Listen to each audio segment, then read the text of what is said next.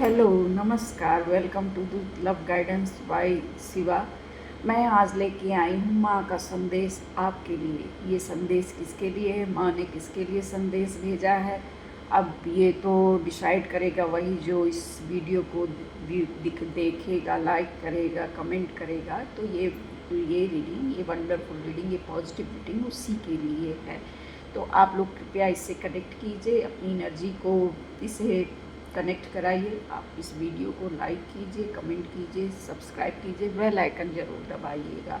इसको ज़रूर सब्सक्राइब कीजिएगा, क्योंकि ऐसे ही जब आदमी को इनकरेज मिलता है तो आगे भी ऐसी रीडिंग लेके आता रहता है। ये एक योगिनी ऑरेकल से मैंने रीडिंग, रॉम्पस रीडिंग लेके आई हूँ।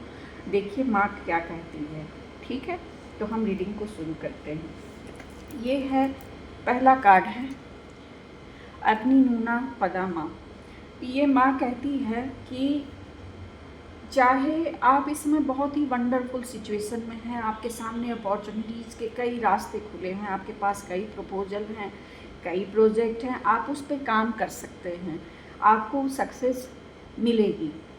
तो करना क्या है आपको कि जैसे आप एक बिल्ली को देखे होंगे, वो कैसे चाहे दूध उबलता रहे, चाहे उसके प्रिय पदार्थ आग पे पकते रहें, लेकिन वो लपक लेती है। तो आपके अपने परफेक्ट स्किल का इस्तेमाल करते हुए आपको उस प्रोजेक्ट को, उस अपॉर्चुनिटी को ग्रैब करना है। तो अब मतलब कि आपके साथ नेचर पूरे सपोर्ट में है, डिवाइन सपोर्ट में है, तो चिंता किस बात की है। आपको जहाँ पे वाणी से काम लेना हो वहाँ वाणी से काम लीजिए, जहाँ आपको तलवार से काम लेना हो वहाँ तलवार से लीजिए, लेकिन ध्यान से देखिए कि कहाँ पे कौन सा काम किस तरीके से निकल रहा है, आप उसको उस तरीके से निकालिए। यानी कि जहाँ पे सुई से काम चलता हो तो वहाँ तलवार का इस्तेमाल न कीजिए। आपके सारे प्रोजेक्ट फुलफिल होंगे, अच्छे होंगे और काफ़ी प्रॉफिटेबल होंगे। ये माँ का बहुत ही सुंदर स्वरूप है। ठीक है, आते हैं नेक्स्ट कार्ड पे। ये है लीला पदामा, यानी कि आप बहुत ही इसमें काफ़ी, अगर आप लेडीज़ हैं तो काफ़ी खूबसूरत हैं, आपकी पर्सनालिटी, आपका फिजिक काफ़ी सुंदर है। अगर आप जेंट्स हैं तो काफ़ी हैंडसम और स्मार्ट हैं। तो करना क्या है कि माहौल चाहे जैसा भी हो, घर हो, ऑफिस हो, आपको अपने जॉयफुल नेचर में रहना है। अपने जॉयफुल नेचर में रहते हुए आपको वहाँ पे एक अच्छा वाइब्रेशन क्रिएट करना है, अच्छा माहौल क्रिएट करना है, ताकि सब लोग आपके साथ हंसी खुशी आगे बढ़ सकें, आपकी जर्नी में आपका साथ दे सकें, आपका सपोर्ट दे सकें। अगर आप म्यूज़िक सुनते हैं, अगर आप म्यूज़िक सुनते हैं या कोई इंटरटेनमेंट के कुछ भी ऐसा, हमें लगता है कि आप कुछ म्यूज़िकल इंस्ट्रूमेंट बजाते भी हैं, तो आपको उस पर काम करने की ज़रूरत है, प्रैक्टिस करने की ज़रूरत है। यानी कि आपको अपने बिजी समय से अपने शौक़ पे भी समय देने की ज़रूरत दिख रही है। अपने शौक़ पे भी ध्यान दीजिए। आदमी एक काम करते करते एक मशीन हो जाता है, तो आप मशीन ना बनिए। आप अपने शौक़ को भी उजागर करिए, यानी अपने अंदर किसी मतलब शौक़ को मारिए मत। आप पूरी जिंदा दिली से इस जीवन को, लाइफ को जी लीजिए। क्यों? क्योंकि जैसे आदमी तो होता है बहुत बिजी, कुछ न कुछ खट्टा मीठा लगा रहता है, नरम गरम लगा रहता है। तो आपको अपने जॉयफुल, अपने अंदर के जो बच्चा है, जो उसके शौक़ हैं, जो टीन एज में आपने शौक़ पाले थे, उनको आप जीते रहिए। ठीक है, और काम तो होते रहते हैं, काम पे भी ध्यान दीजिए, लेकिन आप अपने आप को भूलिए मत कि आपके क्या क्या शौक़ थे, उनको भी, अपने अंदर के बच्चे को भी नरिश कीजिए।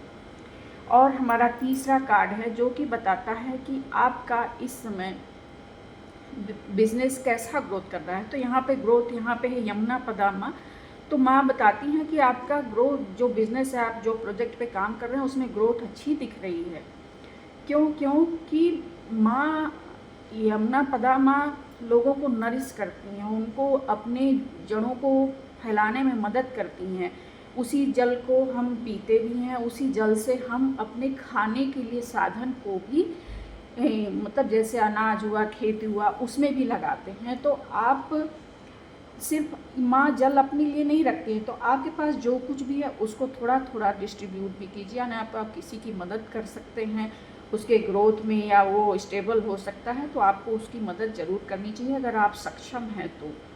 मैं ये नहीं कहती कि आप अपने आप को परेशानी में डाल के किसी की मदद कीजिए, लेकिन अगर आप मदद करने में किसी का सक्षम हैं, किसी का जो है थोड़ा बहुत आप मदद कर देंगे तो उसका कैरियर बन जाएगा। अगर आप मदद कर देंगे तो किसी की शादी हो जाएगी, या किसी गौशाला वगैरह में, या कहीं भी आप कुछ भी किसी के लिए कुछ भी कर पाते हैं या नेचर के लिए कर पाते हैं तो आप ज़रूर कीजिए। जैसे वृक्षारोपण भी करवा सकते हैं।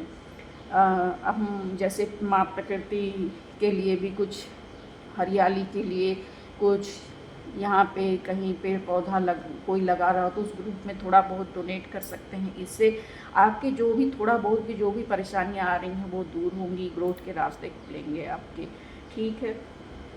और अगर पानी वेस्ट करते हों तो कृपया उस पर ध्यान दें, पानी को ज़्यादा वेस्ट ना किया कीजिए, क्योंकि वो भी हमारे एबंडेंस के रास्ते को ब्लॉक करता है। आते हैं हम फाइनल कार्ड पे, और ये देखिए, ये है लावणी पदामा, यानी कि आपकी लाइफ में और चीनी और नमक दोनों का समान बैलेंस बना हुआ है।